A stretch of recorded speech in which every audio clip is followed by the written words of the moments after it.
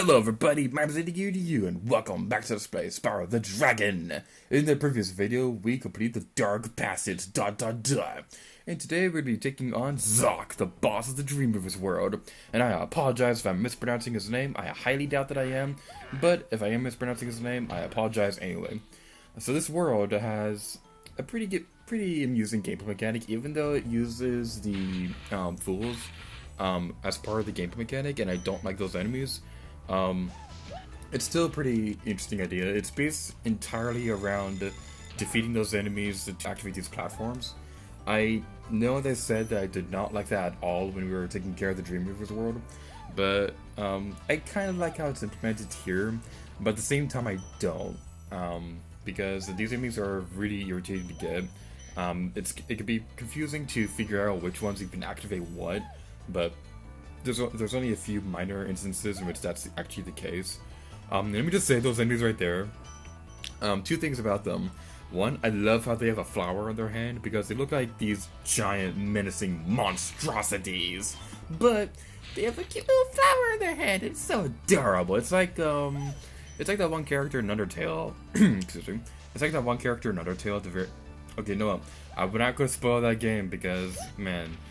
I'm just gonna say for the record, I know I talked about this game briefly before, but there's this game called Undertale that I've been playing a lot recently, and that game is just really cool. It's like a choice of consequence Earthbound game, and it's been a blast to play through. So who knows? Maybe I'll let's play that game someday. Although, if I were to do let's play that game, I'd want to do it 100%. And I know that game would be like a really difficult game to 100% because it kind of combine what made Epic Mickey a pain to Let's Play, because that was a 100%, for the most part that was a 100% Let's Play, and I was demonstrating what would happen if you'd made the different choices, and I'd want to do that if I were to do a Let's Play of Undertale. So that'd be a very interesting game to Let's Play. Let me know in the comments below, is Undertale a game you'd want to see me Let's Play? Because if I were to do a Let's Play that game, I'd want to do 100%, so off every possible decision that could be made, and just show off everything in that game in general. But I'm not entirely sure. If I were to do that game, it would not be for like a little while, but I'd want to know if you guys would even want to see that in the first place, because I know Undertale has kind of like been everywhere lately, but there's a good reason for that. Undertale is a really good, solid game. But enough about that game, because I'm going to be talking about Spyro again. One thing that I really like about this world is there's like the general feeling of this area. Like this area, it's kind of like not exactly post-apocalyptic, but it's kind of like during the apocalypse. How everything is kind of like burned and ruined. It's everything. There's fire everywhere. Well, not everywhere, but it just looks like a apocalyptic version of Stone Hill. I just really like this level. Even though I don't really like the enemies that the main gameplay mechanic is based around, I like this world. Thank you for releasing me. Stop saying that! Say something else! Stop saying thank you for releasing me!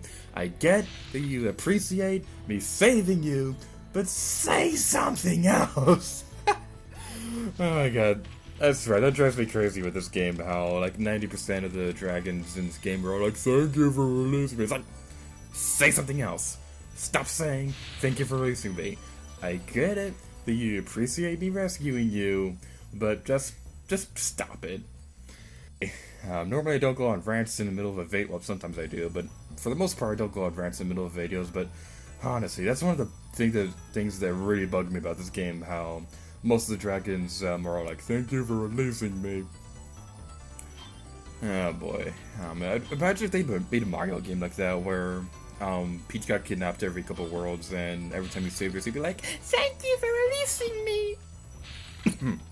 I lost many points right there.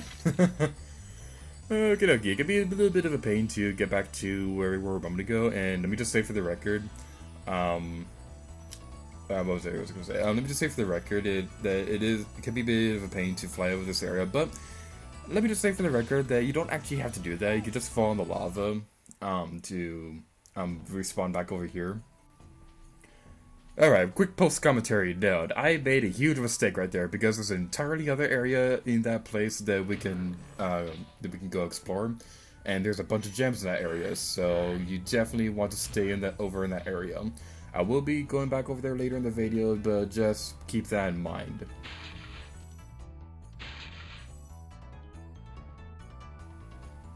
Alright, we're gonna be going back to the top of this hill right here so that we can get these treasure chests. They're a bunch of blue rubies. They're very blue, and that's my favorite color.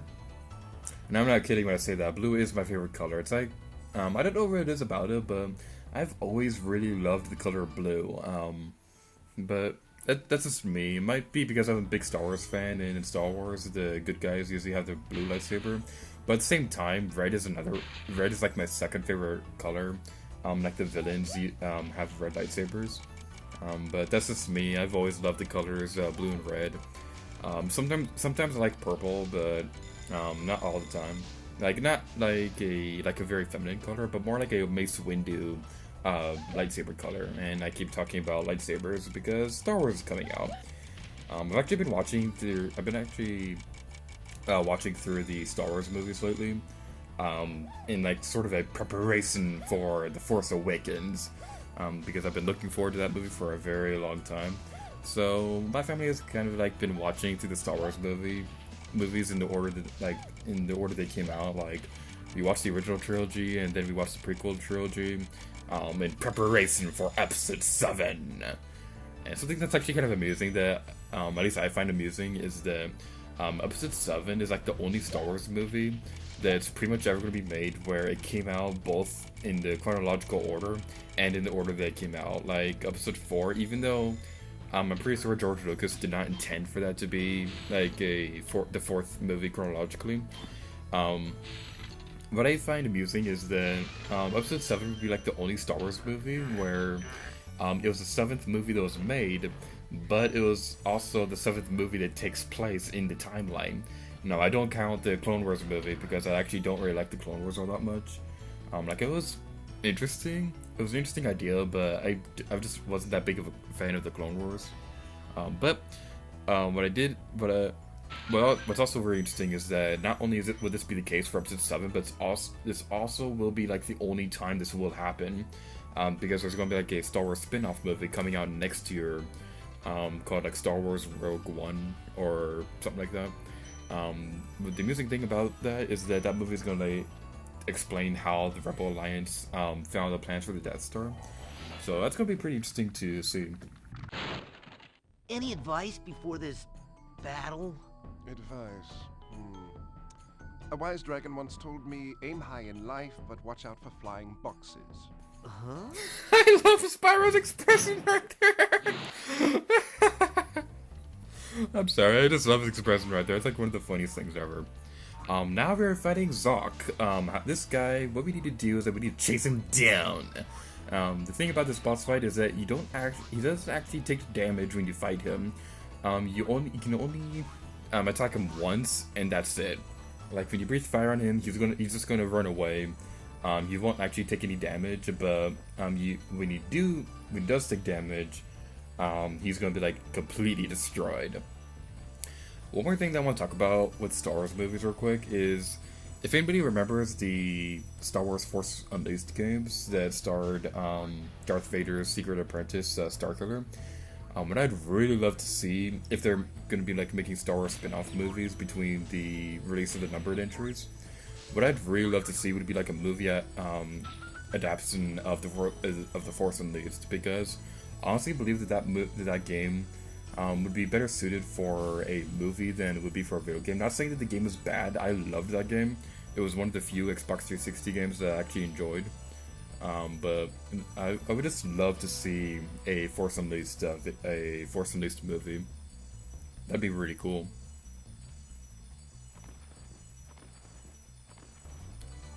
Alright then, after like 20 minutes of tracking it down, I remembered that there is an area over here that we can go to. So we want to fly around this area like a birdie, except we're not a birdie, we're a dragon, or an iguana, like I said in the previous video. But anyway, what we're gonna be doing now is that we're gonna be getting the last couple gems, and there's an extra life right there if you want it. If you're anything like me, then you definitely need it because I actually got a game over. Yeah, the second time in this Let's Play that I got a game over. Yay, that's so exciting. And I love the lighting effect on the wall right there, with the lava, like giving off a pretty nifty looking lighting effect. It looks really cool. You're gonna see a bunch of random jump cuts throughout this area because it's gonna be a little bit of a pain for me to get every single one of these monsters. So you're gonna be very careful with that. And one thing that I didn't really finish talking about earlier was the monster designs themselves. They remind me of the Legless monster from Tomb Raider. In Tomb Raider Anniversary, it had more of a muscular, kind of like a skinless body build. But in the original version, well, it's still the same thing in the original version, but in the original version it looked more like a puppet. And that's just what it reminds me of. That's just what those enemies remind me of, and I always liked that about this game, how those enemies kind of look like the Legless monster from Tomb Raider. But now that we've completed all that, we're getting this video off here, so let's go inside the spinny, vortexing thing of Terra. And go back into the Dreamweaver's world. Now, before we end the video off here, we're going to talk to the balloons to get to the next world. So, without further ado, let's go over there because he's literally right there. Nice job collecting so much stolen treasure, but beware, Spyro. Nasty's world is not the most friendly place you will find. And without further ado, let's go inside Nasty's world in the most unnecessary big way possible by jumping off somebody's head. And on that note, we're gonna end this video off here, so thank you guys so much for watching this video of Spyro the Dragon. And until next time, leave gear to you. Oh yeah.